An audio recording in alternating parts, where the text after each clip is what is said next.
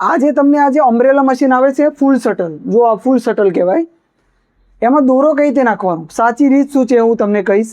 ઘણા લોકોને પ્રોબ્લેમ થતો હોય છે દોરો નાખવામાં. આ મશીનમાં આપણે સોય કઈ રીતે નાખવાની એ પણ ફટાફટ તમને કહી દઈશ. તો ચાલો વિડીયો સ્ટાર્ટ કરીએ. હવે સૌથી પહેલો સવાલ કે આ મશીનમાં કયા નંબરની સોય યુઝ થાય, તો હું તમને કહી દઉં. અમ્બ્રેલા ફૂલ શટલ મશીન હોય એમાં 16 નંબરની સોય યુઝ થાય. જો આ ડિટેલ છે, ખબર ના પડે તો આ ડિટેલ તમારે બતાવવાની દુકાનવાળા, એટલે એ તમને સોય આપી દેશે. હવે તમને કહું કે મશીનમાં સોય કઈ રીતે નાખવાની હોય. જુઓ મિત્રો, મશીનની સોયમાં એક જગ્યાએ ખાડો હોય છે, બરાબર. એ ખાડો હોય ને એ હંમેશા આ બાજુ હશે. આપણે એક વસ્તુ યાદ રાખવાનું કે સોયનો ખાડો હંમેશા વ્હીલની સાઈડ આવવો જોઈએ, એ યાદ રાખવાનું. આમ હાથ લગાવશો ને એ આ સાઈડ ખાડો આવવો જોઈએ. જુઓ ધ્યાનથી જુઓ, આ ખાડો છે, તમે હાથ લગાવશો એટલે ખબર પડી જાય તમને.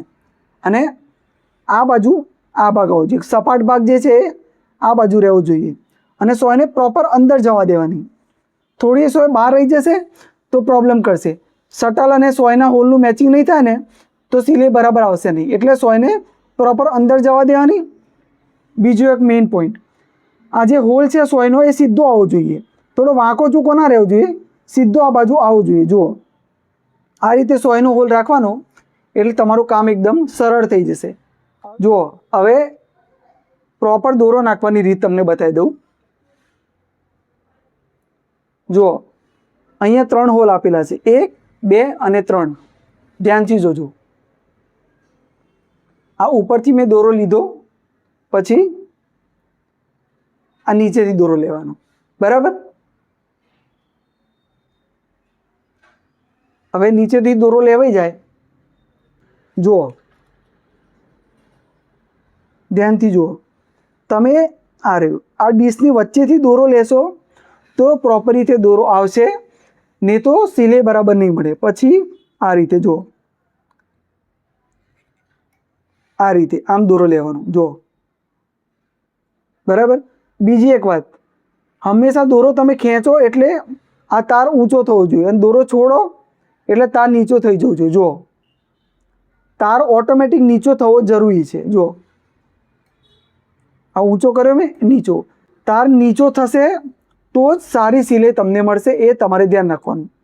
એટલે જોઈ લો આ રીતે તમારે સેટ કરવાના દોરાને.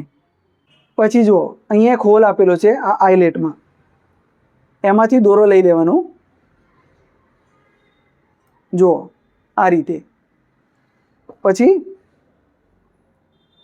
અહીંયા જુઓ એક વાંક્યું આપેલું છે, એમાંથી દોરો લઈ લેવાનો. આમ કરશો એટલે દોરો અંદર આવી જ જશે. પછી અહીંથી દોરો લીધો અને હવે સીધો સોયમાં દોરો નાખવાનો.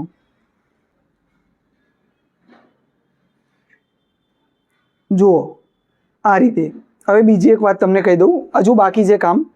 આ બોબિન છે, એકવાર કાઢીને તમને લગાવીને બતાવું છું.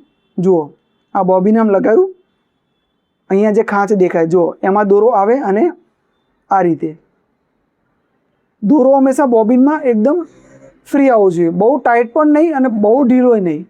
એ રીતે તમારે રાખવાનું દોરાને, તો સારી સિલાઈ મળશે. હવે હું તમને બતાવું ડબ્બી કઈ રીતે ફિટ કરશો. જુઓ આ ડબ્બીમાં અહીંયા તમને જુઓ આ શટલમાં અહીંયા જગ્યા દેખાય છે, બરાબર. એ આ પોઈન્ટ છે ત્યાં આગળ ફિટ થાય. આ રીતે કટ લઈને અવાજ આવશે. અવાજ આવે એનો મતલબ સમજવાનો કે આપણે ડબ્બી બરાબર લગાવી દીધી. એકવાર ડબ્બી ભરાઈ લો એટલે પછી આ રીતે દોરો એક જ વખતમાં બહાર આવી જવો જોઈએ. જુઓ આ ડબ્બીનો દોરો, નીચેનો દોરો બહાર આવી ગયો, એટલું યાદ રાખવાનું. હવે તમને મશીનની સિલાઈ કરીને બતાવું. જુઓ મશીનની સિલાઈ કેવી આવે છે.